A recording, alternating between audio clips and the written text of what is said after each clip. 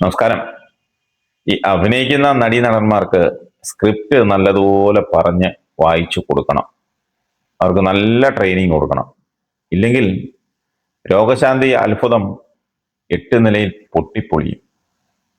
പൊളിഞ്ഞാലും ഈ അപ്പോസ്തലന്മാർക്ക് ഉളുപ്പോ നാണവമോ ഒന്നും ഇല്ലാത്തത് കൊണ്ട് അവർക്കൊരു കുഴപ്പമില്ല. ഉളുപ്പുള്ളവർക്കല്ലേ അതൊക്കെ കുഴപ്പമാവും.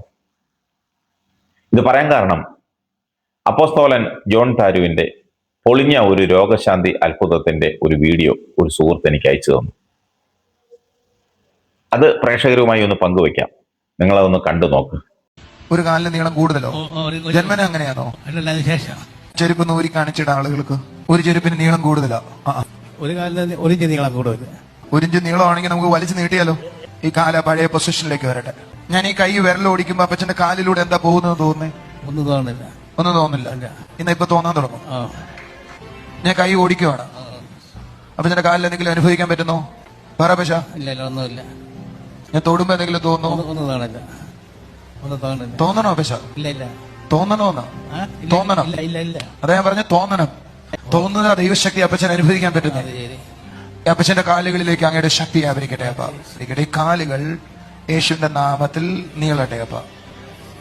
ഈ ഹിപ്പിന്റെ നീളം വർദ്ധിക്കട്ടെ. എഴുന്നേക്ക പറ്റ. അപ്പച്ചന്റെ കാലുകൾക്ക് 2 ഒരേപോലെ തോന്നുന്നു? 2 ആയിട്ട് തോന്നുന്നു? 2 ആയിട്ട് തന്നെ ആയിരിക്കും. ഇപ്പോഴും അങ്ങനെ ആയിരിക്കും. യേശു പച്ച, ഈ കാലുകൾക്ക് നീളം വർദ്ധിക്കട്ടെ. പക്ഷെ നോക്കാ, 2 ഒരേപോലെയാണോ ഇരിക്കുന്നത്? ഞാനിപ്പോ പ്രാർത്ഥിച്ചതിന് ശേഷം അങ്ങനെയാണോ? അപ്പച്ചന്റെ ഹിപ്പിന് എന്തെങ്കിലും പ്രശ്നമുണ്ടോ? ഈ അപ്പച്ചന്റെ ഹിപ്പ് യേശുവിൻ നാമത്തിൽ ഇന്ന് സൗഖ്യമാണ്. നമുക്ക് അടുത്ത ആഴ്ച അപ്പച്ചന്റെ സാക്ഷ്യം കേൾക്കാം. കണ്ടല്ലോ, എന്താണ് മാന്യ പ്രേക്ഷകരുടെ അഭിപ്രായം? നിങ്ങളുടെ അഭിപ്രായം കമന്റ് ചെയ്യുക. അഭിനയിക്കാൻ കാശ് കൊടുത്താൽ മാത്രം പോരാ, അവർക്ക് മനസ്സിലാകുന്ന വിധം ആ സ്ക്രിപ്റ്റ് മൊത്തം പറഞ്ഞു കൊടുക്കണം. ഇല്ലെങ്കിൽ അവർ പറയുന്നതൊന്നും അപ്പോസ്തലൻ ചോദിക്കുന്നത് വേറൊന്നുമായി പോകും. അവസാനം തലേ മുണ്ട് ഇട്ടുകൊണ്ട് കണ്ടം വഴി ഓടേണ്ടി വരും. ഇനി പാവം അപ്പച്ചന് കൊടുത്ത കൂലി കുറഞ്ഞത് കൊണ്ടാണോ ഇങ്ങനെ പറയുന്നതെന്ന് മനസ്സിലാവുന്നില്ല. പറഞ്ഞുറപ്പിച്ച കൂലി മൊത്തം കൊടുത്തില്ലേ? അപ്പോസ്തലൻ ചോദിക്കുമ്പോൾ കൃത്യമായി മറുപടി പറയേണ്ടതാണ്, പക്ഷെ ഇവിടെ പറയുന്നില്ല. അല്ല, പാവം അപ്പച്ചനെ കുറ്റം പറഞ്ഞിട്ട് കാര്യമില്ല. അപ്പച്ചന് തോന്നുന്ന കാര്യമല്ലേ പറയാൻ പറ്റൂ. അല്ലെങ്കിൽ ഇന്നതുപോലെ ഞാൻ ഇന്നത് ചോദിക്കുമ്പോൾ ഇന്നതുപോലെ പറയണം എന്ന് പറഞ്ഞ് ആദ്യമേ ട്രെയിനിങ് കൊടുക്കണമായിരുന്നു. അപ്പോസ്തലന്റെ ആദ്യത്തെ ചോദ്യം എന്താ? ഒരു കാലിന് നീളം കൂടുതലാണോ? ജന്മന അങ്ങനെയാണോ എന്ന്. പാവ അപ്പച്ചൻ പറയുന്നു അതേ എന്ന്. എന്നാൽ ആളുകൾക്ക് കാണാൻ ഒരു ചെരുപ്പ് ഊരി കാണിക്കാൻ പറയുന്നു. ഒപ്പം ഒരു ചെരുപ്പിന് നീളം കൂടുതലാണോ എന്നും ചോദിക്കുന്നു. അതായത് ഈ ഡോക്ടർമാർ രോഗികളോട് ചോദിക്കുന്നത് പോലെ. വീണ്ടും അപ്പച്ചൻ പറയുന്നു ഒരു കാലിന് 1 ഇഞ്ച് നീളം കൂടുതലാണെന്ന്. അത് കേട്ട അപ്പോസ്തലന്റെ അടുത്ത ഡയലോഗാണ് രസം. 1 ഇഞ്ച് നീളമാണെങ്കിൽ നമുക്ക് വലിച്ചു നീട്ടിയാലോ എന്ന്.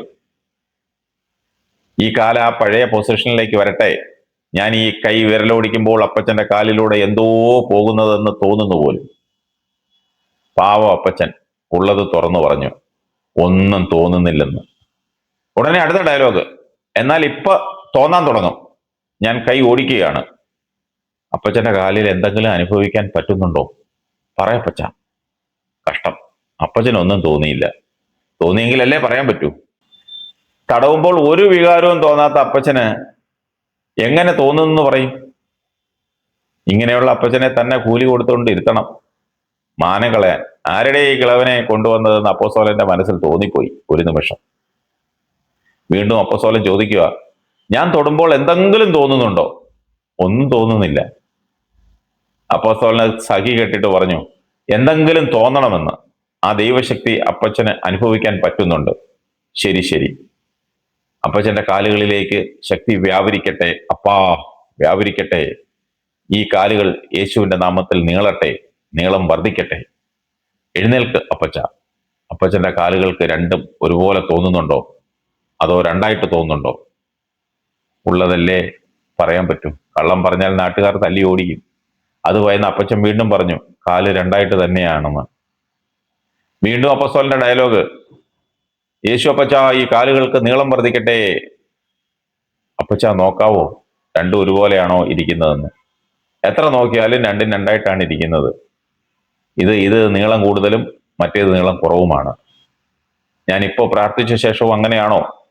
അതുപോലെ തന്നെയാണ്, ആദ്യത്തെ പോലെ തന്നെ. വീണെടുത്ത് കിടന്ന് ഉരുളാൻ മിടുക്കനാണല്ലോ ഈ അപ്പസ്തോലൻ. ഉടനെ ചോദിക്കുക, അപ്പച്ചന്റെ ഹിപ്പിന് എന്തെങ്കിലും പ്രശ്നമുണ്ടോ എന്ന്. എന്തോ പ്രശ്നമുണ്ട്, ഈ കൈ കിട്ടുന്നില്ല. ഈ അപ്പച്ചന്റെ ഹിപ്പ് യേശുവിന്റെ നാമത്തിൽ ഇപ്പൊ സുഖമാകട്ടെ. നമുക്ക് അടുത്ത ആഴ്ച അപ്പച്ചന്റെ സാക്ഷ്യം കേൾക്കാമെന്ന് പറഞ്ഞ് ഇറക്കി വിട്ടു. അടുത്ത ആഴ്ചയും അതിനടുത്ത ആഴ്ചയും പോയിട്ട് ഇന്ന് വരെ അപ്പച്ചന്റെ പൊടി പോലും പിന്നെ ആ വഴിക്ക് കണ്ടിട്ടില്ല. ഈ ഉടായ്പകളൊക്കെ കണ്ടിട്ടാണല്ലോ ദൈവമേ അവിടെ ഈ പാവങ്ങൾ കൂടി നിന്ന് ആമേൻ ആമേൻ പറഞ്ഞത്. അവര് ഇതെല്ലാം തൊണ്ട തൊടാതെ വിഴുങ്ങി കാണും. പോക്കറ്റിലുള്ളതെല്ലാം ഇവന് കൊടുത്തും കാണും. ഇവനൊക്കെ ഈ തട്ടിപ്പും ഉടായ്പും ഒക്കെ കളഞ്ഞിട്ട് പോലെ കൂലിവേലയും ചെയ്ത് ജീവിച്ചൂടെ? ദൈവം ഇവനെയൊക്കെയാണോ ഇങ്ങനെ കയറൂരി വിട്ടേക്കുന്നത്? ഒരു നാളിൽ ദൈവം പിടിക്കും, അന്ന് ഇവന്റെ അന്ത്യമായിരിക്കും. ഇവനൊന്നും പെന്തക്കോസ്തല്ല. പാവം പെന്തക്കോസ്തരുടെ പേരും പറഞ്ഞ് തട്ടിപ്പ് നടത്തുന്നവരാണ്. ഇവന്മാരെ ഒന്നും കുടിച്ച വെള്ളത്തിൽ വിശ്വസിക്കരുത്. മറ്റുള്ളവന്റെ പോക്കറ്റിലെ കാശ് എങ്ങനെ അടിച്ചു മാറ്റണമെന്ന് റിസർച്ച് നടത്തി അതിന് ഡോക്ടറേറ്റ് എടുത്ത ഇവനെയൊക്കെ വിശ്വസിക്കുന്ന ആളുകളെ വേണം തല്ലാൻ.